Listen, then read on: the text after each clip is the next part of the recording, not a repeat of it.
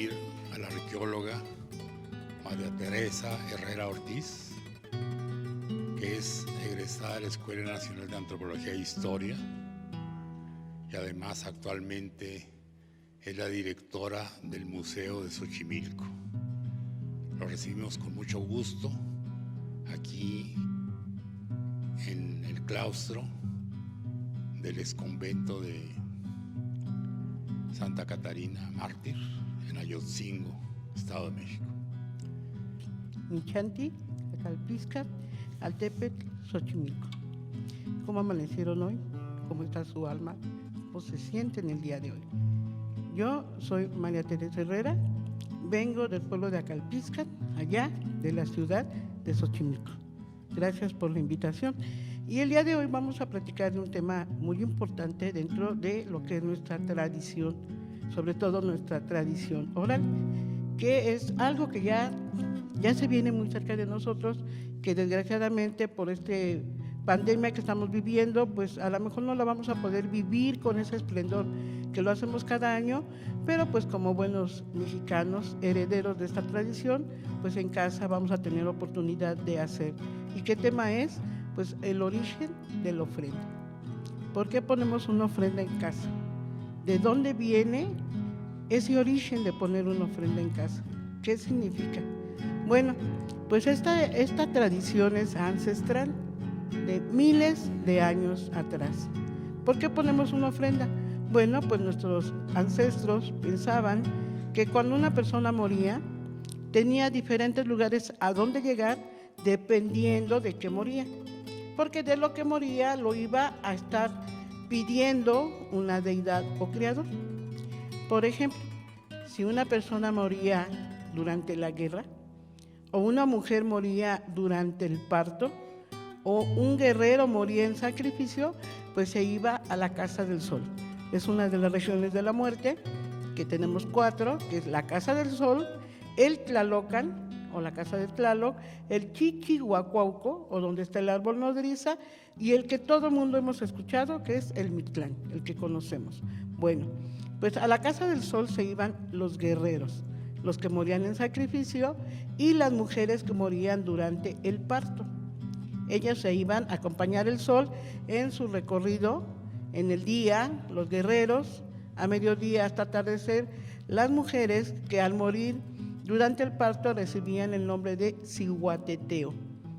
Y cuando estas mujeres no podían cumplir esa función, se quedaban volando, se quedaban en el espacio, y cada 52 años, en estos 5 días que se conocen como Nemontemi, recuerden ustedes que nosotros teníamos 18 veintenas, que nos dan un total de 360 días, y nos quedan 5.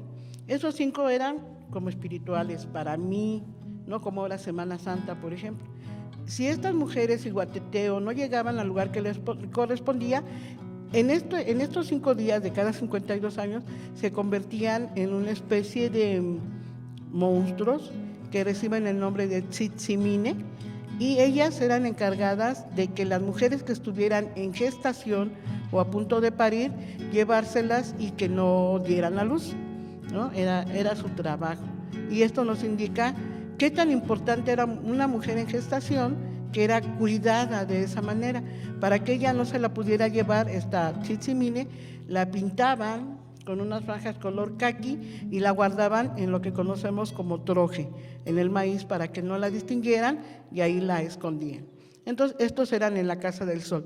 La otra región, que es el Tlalocan, se iba todas las personas que morían asociadas al agua, porque se iban con el dios del agua, con Tlaloc, que se ahogaban, les caía un rayo, les daba hidropesía, se morían de alguna enfermedad de ámpulas, ¿no? Como bubosas. Se iban ahí con Tlaloc, donde dicen que siempre había sol y siempre había alimentos. Ahí no iban a sufrir, ahí había de todo. La siguiente región es la Casa de los Niños, donde se iban los niños que morían cuando eran amamantados. Este lugar se llama Chichihuacuauco. De ahí que antes las abuelitas decían, ya denle su chichi al niño. Y lo relacionamos con el seno materno. Pues chichi era un árbol. Ese árbol, en lugar de dar frutos, manaba leche, y estos niños se acababan de alimentar. Cuando Quetzalcóatl tiene que formar a la humanidad después del quinto sol, él batalla mucho para conseguir los huesos, bajar al Mictlán, tomar los huesos de sus ancestros y formar a la nueva humanidad. Entonces él dice que estos niños que se van al Chichihuacuauco son los niños que van a formar el sexto sol, y a quien le corresponda formarlo ya no va a padecer ni va a pasar por todos los problemas que pasó él para formar la humanidad que somos nosotros. Y el último lugar es el Mictlán, el que todos conocemos. Ahí se va la gente que muere de vejez o de enfermedad natural. O sea, no tuvo que ir a la guerra, no fue niño, no murió ahogado, pero vivió una vida larga y de vejez muere o de una enfermedad relacionada con la vejez, y ellos se van al Mictlán. Pero para llegar al Mictlán tenían que pasar por 9 peligros o inframundos. Para que ellos pudieran sortear estos 9 peligros, la familia que lo enterraba le ponía todos los elementos para ir sorteando estos peligros. Por ejemplo, y el que más hemos escuchado, el primer peligro recibe el nombre de Apanoguaya y es un río con mucho movimiento de color oscuro. Entonces, para que pudiera atravesar ese río, que era el primer peligro, le ponían un perrito.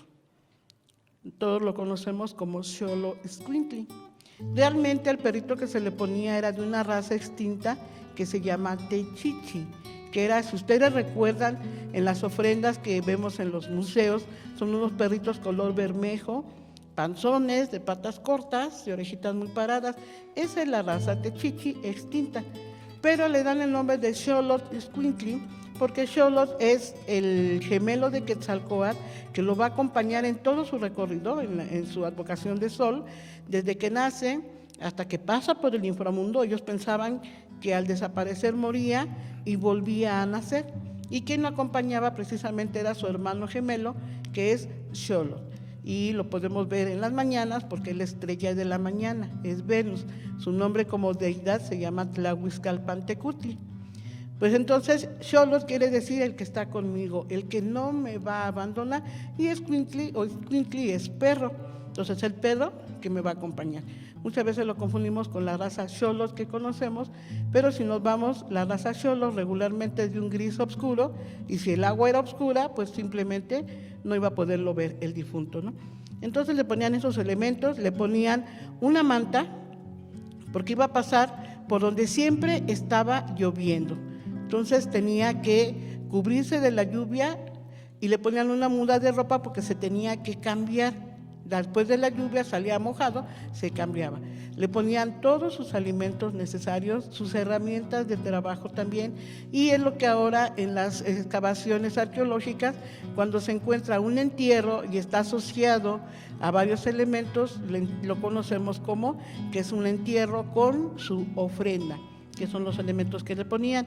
Le ponían una piedra que brillara, no necesariamente una piedra preciosa, podía ser un basalto, una obsidiana, se la ponían dentro de su boca, porque uno de los peligros era pasar donde había una gran fiera, y entonces él con esta piedra la arrojaba y lo distraía, y él podía pasar. Le ponían papel picado. Imagínense ustedes la tradición del papel picado que tenemos. Ahora pues se hace en papel china o en plástico, antes era en papel a mate. Y regularmente lo que se hacían eran figuras humanas, porque pasaba por donde habían 2 cerros, que al sentir la presencia de algo o de alguien, estos cerros se cerraban.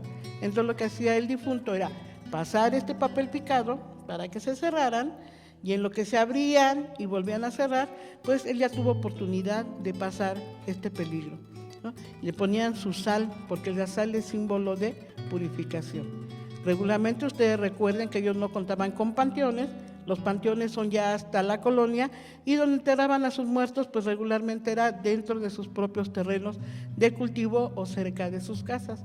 Entonces utilizaban la cal con sal para precisamente este proceso de putrefacción del cuerpo, pues no saliera ese olor y estuviera ahí cerca de ellos.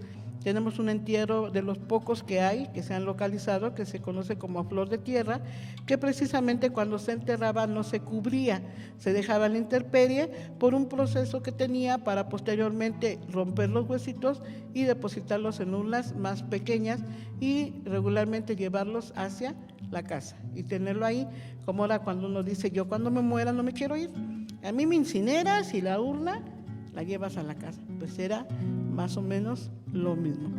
Y entonces todos estos elementos que se han encontrado en estos entierros, tumbas de Tiro del Occidente, las tumbas de Monte Albán que se han encontrado tan importantes, las mismas que se han encontrado en el Templo Mayor, pues siempre van asociadas a esto que conocemos como una ofrenda, y es lo que le da origen a la ofrenda que nosotros ponemos.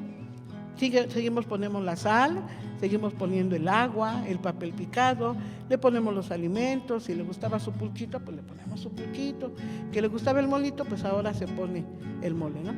Antes no se usaban estos elementos como el mole, el papel picado, las manzanas. ¿Por qué? Porque no existían. ¿Qué se les ponía?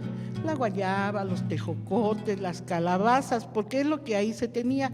¿Qué flores? Pues más que el cempasúchil se usaba el clemolito, se usaba la cocosa, porque el cempasúchil, aunque sí existe desde tiempos mesoamericanos, pues es un híbrido de estas dos que les acabo de mencionar, pero también se llegaban a poner. Y nosotros seguimos haciendo lo mismo. Viene la conquista. ¿Cuál era su objetivo? Hay una conquista física, cuerpo a cuerpo, donde, bueno, quedan ya, ganan pues de alguna manera los europeos, y después de eso viene una conquista más fuerte, que es la conquista espiritual. Y ellos traen sus propias ideas, sus propios miedos, sus propias costumbres, tradiciones. Y entonces uno de los objetivos que tenía esta conquista era precisamente destruir toda la cultura y tradición que tenían nuestros ancestros. Pero nuestros ancestros siempre han sido muy inteligentes y ellos dicen, si tengo que adoptar esto que me están diciendo para conservar y seguir venerando a mis ancestros, pues lo voy a aceptar. ¿Y qué voy a hacer? Enriquezco mi cultura. En lugar de desaparecer la propia, la enriquecen con todo lo que viene ahora y les traen los europeos, y de esa manera se continúa poniendo la ofrenda. En época mesoamericana teníamos 2 veintenas dedicadas a los muertos, una a los niños, una a los adultos, y los europeos que traen 2 días dedicados a los muertos. Y pues lo único que se hace pues es hacer que estas dos culturas de alguna manera empaten y enriquecer la que ya teníamos. Ellos nos mencionan 4 regiones de la muerte que trae Europa, 4 lugares a donde ir. Si eres bueno, te vas al cielo. Si eres malo, te vas al infierno. Si no te bautizaron, te quedas en el limbo. Y si fuiste muy malo, pues te vas al purgatorio. Siguen siendo 4. Son 9 peligros. ¿Cuántos rosarios rezamos cuando alguien muere? 9, ¿no? Entonces, ¿qué hacen? Empatar, combinar estas dos culturas, estas dos tradiciones y enriquecer la tradición que tenemos nosotros. ¿Qué hacen ahora cuando alguien muere? ¿No? Sobre todo la religión católica.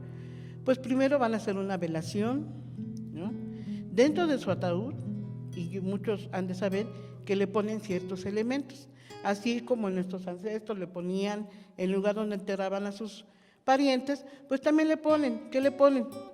Pues le ponen el cordón de San Francisco para que se agarre bien a su religión, le ponen sus monedas para pagarle el de la barca que lo va a cruzar el río, le ponen una Biblia para que en un momento que él tenga de mucho sufrimiento, pues se ponga a leer su Biblia, le ponen un rosario que lo va a acompañar, le ponen una sábana santa. Entonces, de alguna manera, también le siguen poniendo elementos dentro del ataúd, ¿no? Y posteriormente, pues le entierran, le llevan sus flores, ¿no? Hacen un rosario, una misa de cuerpo presente. Entonces, ¿qué hacemos? Solamente tomamos elementos tanto de una cultura como de otra, y cuando tenemos un ritual funerario, pues las combinamos. Y cuando tenemos que poner nuestra ofrenda de Día de Muertos, el último día de octubre, el día 1 y 2 de noviembre, pues todos estos elementos tanto los mesoamericanos como los europeos, los utilizamos y los ponemos, los enriquecemos. Ahora ponemos manzanas, ponemos plátano, cañas, ¿no? Ponemos pan, que tampoco había en la época prehispánica. Entonces, ¿qué hicimos? Enriquecer esta cultura, y desde el 2003 nuestra tradición está inscrita en la lista de Patrimonio Cultural de la Humanidad y recibe el nombre de muestra oral de la tradición indígena de Día de Muertos.